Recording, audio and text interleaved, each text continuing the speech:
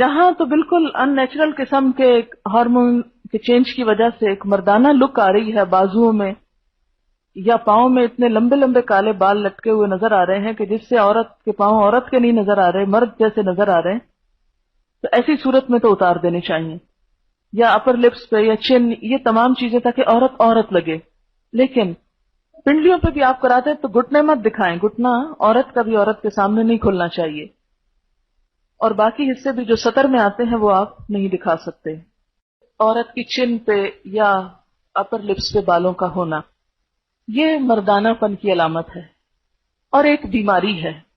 اگر کوئی اس بیماری کو دور کرواتا ہے، مثلا وہ ایک پرماننٹلی بال ختم کرواتے ہیں، میں نے کسی کو کرتے ہوئے بھی دیکھا ہے جس میں بالوں کی جڑیں جلا دی جاتی ہیں، کوئی حرج نہیں، کیونکہ یہ مردانہ پن ہے.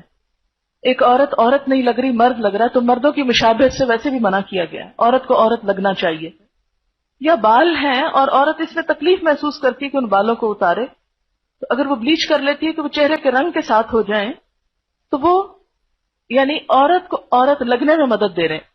اچھا، اسی طرح اگر بازوؤں پہ ہاتھوں پہ ایسے بال ہیں کہ جو عورت کی لک کو مردانہ بنا رہے ہیں، جیسے آپ صلی اللہ علیہ وسلم نے اس عورت کا ہاتھ دیکھ کے کہا تھا کہ پتہ نہیں عورت کا ہاتھ ہے یا مرد کا ہاتھ ہے، مہندی نہیں تھی تو، ہے نا. اسی طرح اگر بازو پہ اتنے بال ہیں کہ جو وہ عورت نہیں لگ رہی، الٹا مرد لگ رہے، تو مردوں کے عموماً گھنے بال ہوتے ہیں. تو ایسی صورت میں ان بالوں کو ریموو کرنا جو ہے کہ جس میں عورت نظر آئے، اس میں حرج نہیں. لیکن کوئی بھی پرماننٹ نقش و نگار، جیسے وہ بھووں کی اصل شیپ کو بدل کر کچھ سے کچھ یا ساری اتار کے تو اپنی مرضی سے پینسل لگا کے ایک نئی شیپ دینا، تو درست نہیں. ہاں، بھویں مثلا یہاں سے دو جڑی ہوئی ہیں، تو اب یہ کیا ہے کہ یہ ایک اوریجنل عورت کی شکل نہیں ہوتی، ایک بیماری آپ کہہ سکتے ہیں. تو اس میں اگر ان کو الگ کر لیا جائے تو وہ فطرت پر لانا ہے، فطرت میں تبدیلی نہیں ہے. فطرت میں تبدیلی کیا ہے کہ اصل سارا کچھ اتار دیا آپ نے اور اپنی مرضی سے لگایا. اور یہ جو دو جڑے ہوئے ہیں ان کو الگ کرنا فطرت میں تبدیلی نہیں، فطرت پر لانا ہے. تو یہ ایک اصول کے طور پر سمجھ لیں کہ کوئی بھی ایسی چیز جو فطرت پر لانے میں مدد دے رہی ہے، اگرچہ وہ کچھ چینج کا تقاضا کر رہی ہے تو کوئی حرج نہیں. لیکن اگر وہ اللہ کی ساخت تو بدل رہی ہے تو وہ درست نہیں.